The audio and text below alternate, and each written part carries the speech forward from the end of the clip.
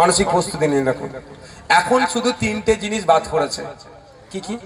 Shifting, absent আর death. Absent, shifting, death, ASD মাথায় রাখবেন। যেগুলো বাদ করেছে সেগুলো বাদ পড়ারই। এর মধ্যে যদি কারো নাম আসেনি তাহলে কি করবেন? নিশ্চিন্তে থাকুন। নাম্বার আমরা ছেড়েছিলাম, খেয়াল আছে? এসআইআর এর সময় সন্ধ্যে 6টা থেকে রাত্রি 9টা, ওই নাম্বারে ফোন করুন, আপনাকে বলে দেবে। আমাদের পার্টির পক্ষ থেকে হেল্পলাইন চালা আছে, তো আপনারা জানেন তো নাকি? ফোন করবেন, সমস্যা কিভাবে সমাধান হবে বলবে। এরপরে হয়তো কাউকে আপনাকে নোটিশ দিয়ে ডাকতে পারে, নিশ্চিন্তে থাকবেন। নোটিশ পেলে ভয় খাবেন না। নোটিশ ভয় খাবে শুভেন্দু অধিকারী। নোটিশকে ভয় পাবে শুভেন্দু অধিকারী। ওই নোটিশের ভয়ে যে বিজেপিতে নাম লিখিয়েছে, আমরা ভয় পাবো না। মাথায় থাকবে তো নাকি? নিশ্চিন্তে থাকবে। প্রয়োজনে যদি 1000 মানুষের জন্য উকিলের প্রয়োজন হয়, এই শামসুর স্যার আপনাদের কাছে আছে, নেতৃত্বরা আছে। 1000 মানুষকে বিনামূল্যে আইনি পরিষেবা দিয়ে আপনাদের সমস্যা আমরা সমাধান করব।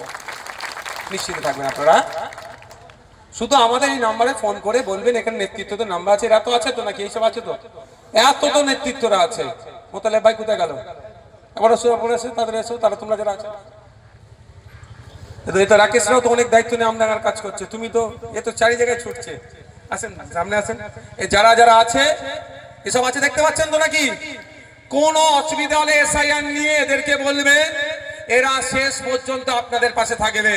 একদিন রাত্রে আমি বাড়ি ফিরি, ভাইজান জলসা থেকে এসে আমাকে ডাকলো, ডেকে বলছেন, ওস্তাদ শোন, তুই যেভাবে সিএ সময় মামলা করেছিলিস, ওবিসি সার্টিফিকেটের জন্য মামলা করেছিস, ওয়াকফ সম্পত্তি বাঁচানোর জন্য মামলা করেছিস, উকিলদের সাথে যোগাযোগ রাখ, উকিলদের সাথে আলোচনা কর, সুপ্রিম কোর্টে উকিলদের সাথে কথা বল। পশ্চিম বাংলার কোন একজন বৈধ ভোটারের যদি নাম বাদ পড়ে, তার পাশে কেউ থাকুক আর নাই থাকুক, আইনি লড়াই করার জন্য আপনাদের বড় ভাইজান প্রস্তুত আছে। ভয় পাবার কোনো দরকার নাই। সে দলিত হতে পারে, আদিবাসী হতে পারে, মতুয়া হতে পারে, নমশূদ্র হতে পারে, মাহাতো হতে পারে, মুসলমান হতে পারে, খ্রিস্টান হতে পারে, হিন্দু হতে পারে। আমাদের দেখার প্রয়োজন নয়। বৈধ ভোটারের নাম যদি কাটা যায়, তার পাশে পশ্চিম বাংলার মানুষ থাকুক আর নাই থাকুক, খাম চিহ্ন থাকবে, নওশাদ সিদ্দিকীরা থাকবে, বিশ্বজিৎ মাইতিরা থাকবে, শামসুর সাহেবরা থাকবে, কুতুব ভাইরা থাকবে, রাকেশরা থাকবে, সৌমদীপরা থাকবে। বুক চিতিয়ে লড়াই করব। আইনের লড়াই হবে আইনি সভায়, আইনের লড়াই হবে কোর্টে, কিন্তু মাঠে ময়দানেও লড়াই হবে, ছেড়ে কথা বলা হবে না।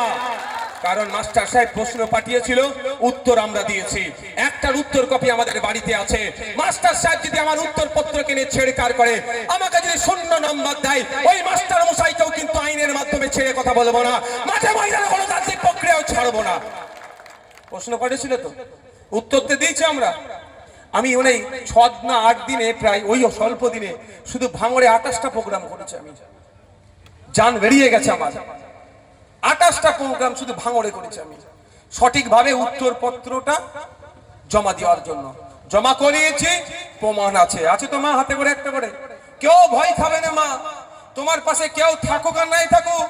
বল্লভপুর মাদ্রাসা যে ভাইজান করেছে, আব্বাস সিদ্দিকী ভাইজান, নলেজ সিটি যে ভাইজান করছে, সেই ভাইজান আপনার পাশে থাকবে। শুধু আপনার কাজ কি হবে? আমাদের নেতাদের মাধ্যমে ওই যে কপিটার একটা জেরক্স পাঠিয়ে দিয়া আর কি সমস্যাটা বলে দেওয়া, বাকি আমরা বুঝে নেব।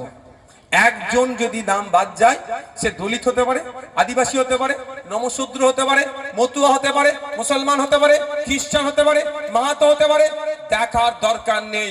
ঝাড়গ্রামের মানুষ হতে পারে, গোপালনগর ঠাকুর বাড়ির মানুষ হতে পারে, ফুরফুরা শরীফের মানুষ হতে পারে, দেগঙ্গার হতে পারে, ভাঙড়ের হতে পারে, কুলপির হতে পারে, কাকদ্বীপের হতে পারে, পশ্চিম বাংলার যে কোনো প্রান্তের মানুষ হতে পারে। এই একা মানুষের জন্যই আপনাদের বড় ভাইজান আমাকে নির্দেশ দিয়েছে সুপ্রিম কোর্টে যাওয়ার জন্য, দিল্লিগামী ফ্লাইট ধরার জন্য। তবে মমতা দিদির মতো দিল্লিগামী ফ্লাইট ধরে বিজেপির সাথে সেটিং করার জন্য বলেনি। কিন্তু কোনো ভয় পাওয়ার দরকার নেই। সব থেকে সহজ, এখন খসড়া লিস্টে আপনার নাম এসেছে কি আসেনি, সহজ পদ্ধতি বলবো, সেটা হচ্ছে দেখুন, আমার ফেসবুকে পোস্ট করে দিতে বলেছি, ওখানে ডাইরেক্ট এটা তুলে দেওয়া আছে। ভোটার সার্ভিস পোর্টাল, এই ধরনের কিছু না। আচ্ছা, আর একটা সহজ পদ্ধতি হচ্ছে, যেমন ভাবে আমরা অ্যাপ ডাউনলোড করি, অ্যাপস যেখানে গিয়ে প্লে স্টোর থেকে বা অ্যাপ স্টোর থেকে ইসিআই নেট লিখবেন, দিয়ে দেবে, ডাউনলোড করবেন। ওটা সব থেকে সহজ। আপনি আপনার এপিক নাম্বার দেবেন, চলে আসবে। এপিক নাম্বার দেবেন, চলে আসবে। আমার ফোনটা দেখি।